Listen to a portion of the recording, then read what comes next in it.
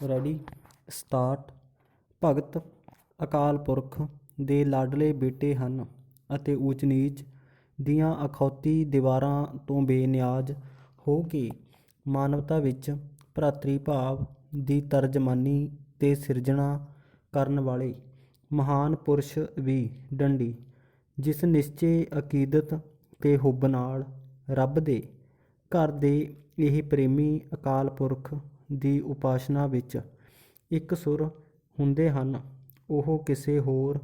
ਨੂੰ ਨਸੀਬ ਨਹੀਂ ਹੁੰਦੀ ਡੰਡੀ। ਇਸ ਦਾ ਕਾਰਨ ਜੋ ਪ੍ਰਤੱਖ ਰੂਪ ਵਿੱਚ ਸਾਹਮਣੇ ਆਉਂਦਾ ਹੈ ਉਹ ਇਹ ਹੈ ਕਿ ਭਗਤ ਦੀ ਟੇਕ ਉਸ ਦਾ ਇਸ਼ਟ ਹੈ ਤੇ ਉਹ ਬਿਨਾਂ ਕਿਸੇ ਕਿੰਤੂ ਪ੍ਰੰਤੂ ਤੋਂ ਆਪਣੇ ਸੁਆਮੀ ਦਾ ਸੇਵਕ ਤੇ ਗੋਲਾ ਹੁੰਦਾ ਹੈ ਡੰਡੀ। ਉਹ ਗਿਆਨੀਆਂ ਵਾਂਗਰਾਂ ਅਕਾਲ ਪੁਰਖ ਦੀ ਹੋਂਦ ਅਤੇ ਉਸ ਦੀ ਸਰਬ ਵਿਆਪਕਤਾ ਦਾ ਅਹਿਸਾਸ ਅਕਲ ਤੇ ਦਲੀਲ ਦੇ ਬਲਬੂਤੇ ਨਹੀਂ ਕਰਦਾ, ਸਗੋਂ ਦਿਲ ਦੀਆਂ ਤਰੰਗਾਂ ਨਾਲ ਉਸ ਦੀ ਹਸਤੀ ਨਾਲ ਇੱਕਮਿਕਤਾ ਗ੍ਰਹਿਣ ਕਰਦਾ ਹੈ ਡੰਡੀ।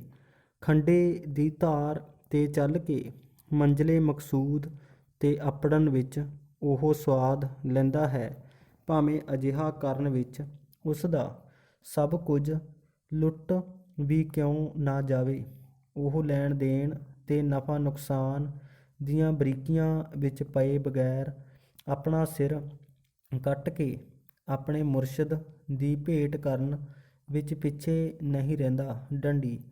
ਉਹ ਆਪਣੀ ਧੁਨ ਦਾ ਉੱਚਾ ਅਤੇ ਲਗਨ ਦਾ ਸੁੱਚਾ ਹੁੰਦਾ ਹੈ ਡੰਡੀ। ਗੁਰੂ ਅਮਰਦਾਸ ਜੀ ਨੇ ਵੀ ਆਪਣੀ ਲੋਕਪ੍ਰਿਯ ਬਾਣੀ ਆਨੰਦ ਸਾਹਿਬ ਦੀ 14ਵੀਂ ਪੌੜੀ ਵਿੱਚ ਅਕਾਲ ਪੁਰਖ ਦੇ ਭਗਤਾਂ ਦੇ ਸੁਭਾਅ ਤੇ ਕਰਮ ਦਾ ਬੜਾ ਸੋਹਣਾ ਚਿਤਰਨ ਚਿਤਰਿਆ ਹੈ ਡੰਡੀ।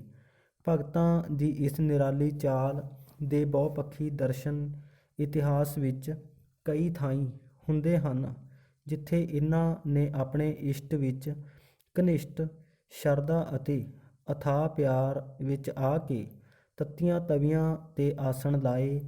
ਤਪਦੇ ਥੰਮਾਂ ਨੂੰ ਹੱਸ ਕੇ ਜੱਫੀਆਂ ਪਾਈਆਂ, ਰਾਜ ਦਰਬਾਰਾਂ ਤੇ ਮਾਣ ਮੁਰਾਤਬਿਆਂ ਨੂੰ ਸਵੈ ਇੱਛਾ ਨਾਲ ਤਿਲਾਂਜ ਕੇ ਅਕਾਲ ਪੁਰਖ ਦੀ ਧੁਨ ਵਿੱਚ ਸਾਲਾਂ ਬੱਧੀ ਘਰਾਂ ਜੰਗਲਾਂ ਜੂਹਾਂ ਵਿੱਚ ਤਪ ਸਾਧਿਆ ਡੰਡੀ। ਆਪਣਾ ਸਰਬੰਸ ਵਾਰ ਕੇ ਆਪਣੇ ਮਿੱਤਰ ਪਿਆਰੇ ਨਾਲ ਪ੍ਰੀਤ ਦੀ ਗੰਢ ਪਾਈ ਰੱਖੀ, ਦੁੱਖ ਸੁੱਖ ਵਿੱਚ ਇੱਕ ਸਮਾਨ ਰਹਿੰਦਿਆਂ ਹੋਇਆਂ ਅਕਾਲ ਪੁਰਖ ਦਾ ਸ਼ੁਕਰਾਨਾ ਹੀ ਕੀਤਾ ਡੰਡੀ। ਇੱਥੇ ਹੀ ਬਸ ਨਹੀਂ, ਜੇਕਰ ਭਾਰਤੀ ਇਤਿਹਾਸ ਦੇ ਪੰਨਿਆਂ ਤੇ ਜ਼ਰਾ ਡੂੰਘੀ ਝਾਤ ਮਾਰੀਏ ਤਾਂ ਅਜਿਹੇ ਹਵਾਲੇ ਆਸਾਨੀ ਨਾਲ ਉਪਲਬਧ ਹੋ ਜਾਣਗੇ ਜਿਨ੍ਹਾਂ ਤੋਂ ਇਹ ਗੱਲ ਪ੍ਰਗਟ ਹੋ ਕੇ ਸਾਹਮਣੇ ਆਏਗੀ ਕਿ ਰੱਬ ਦੇ ਇਨ੍ਹਾਂ ਸ਼ੈਦਾਈਆਂ ਨੇ ਆਪ ਹੀ ਸਿਤਮ ਨਹੀਂ ਝੱਲੇ, ਸਗੋਂ ਲੰਮੇ ਸਮੇਂ ਤੱਕ ਚੱਲੀ ਭਗਤੀ ਲਹਿਰ ਸਦਕਾ ਆਮ ਮਨੁੱਖ ਦੀ ਜ਼ਿੰਦਗੀ ਨੂੰ ਅਤਿਆਚਾਰਾਂ ਤੇ ਦੁੱਖ ਤਕਲੀਫਾਂ ਦੇ ਜ਼ਬਰ ਜ਼ੁਲਮਾਂ ਵਿੱਚੋਂ ਲੰਘਦਿਆਂ ਸਾਹਸ ਬਖਸ਼ਿਆ ਤੇ ਟੁੱਟਣ ਤੋਂ ਬਚਾਈ ਰੱਖਣ ਲਈ ਬੜੀ ਕਾਰਗਰ ਭੂਮਿਕਾ ਨਿਭਾਈ ਡੰਡੀ। ਗੁਰੂ ਗ੍ਰੰਥ ਸਾਹਿਬ ਵਰਗੇ ਰੱਬੀ ਗ੍ਰੰਥ ਵਿੱਚ ਵੀ ਫਰੀਦ ਜੀ ਤੇ ਹੋਰ 14 ਭਗਤ ਜੋ ਭਾਰਤ ਦੇ ਵੱਖ-ਵੱਖ ਭਾਗਾਂ ਵਿੱਚ ਵੱਖ-ਵੱਖ ਸਮਿਆਂ ਤੇ ਵਿਚਰਦੇ ਹੋਏ ਸੱਚ ਦਾ ਪੈਗਾਮ ਦਿੰਦੇ ਰਹੇ, ਉਨ੍ਹਾਂ ਦੀ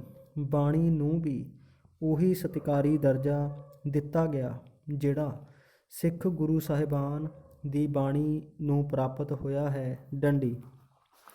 ਇਨ੍ਹਾਂ ਸਮੂਹ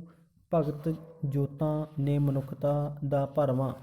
ਪਥ ਪ੍ਰਦਰਸ਼ਨ ਕੀਤਾ ਤੇ ਨਾਲ ਹੀ ਭਾਰਤੀ ਸਮਾਜ ਵਿੱਚ ਅਕਾਲ ਪੁਰਖ ਦੀ ਰਸਾਈ ਦੀ ਲੋਚਾ ਪ੍ਰਬਲ ਰੂਪ ਵਿੱਚ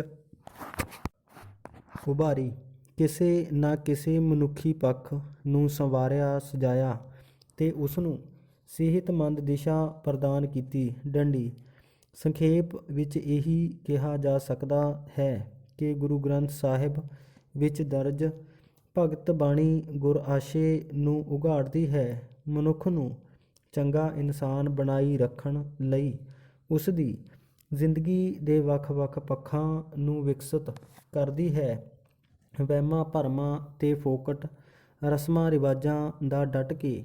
ਖੰਡਨ ਕਰਦਿਆਂ ਹੋਇਆਂ ਧਰਮ ਦੇ ਅਸਲੀ ਤੇ ਅਮਲੀ ਤੱਤ ਦੇ ਨੇੜੇ ਲਿਆਉਂਦੀ ਹੈ ਅਤੇ ਮਨੁੱਖ ਦੀ ਮਨੁੱਖ ਨਾਲ ਸਾਂਝ ਪਵਾਉਂਦੀ ਹੈ ਅਤੇ ਈਰਖਾ, ਬਖੀਲੀ ਤੇ ਸੰਕੀਰਣਤਾ ਵਰਗੀਆਂ ਭ੍ਰਿਸ਼ਟ ਰੁਚੀਆਂ ਦਾ ਹਰਨ ਕਰਦੀ ਅਤੇ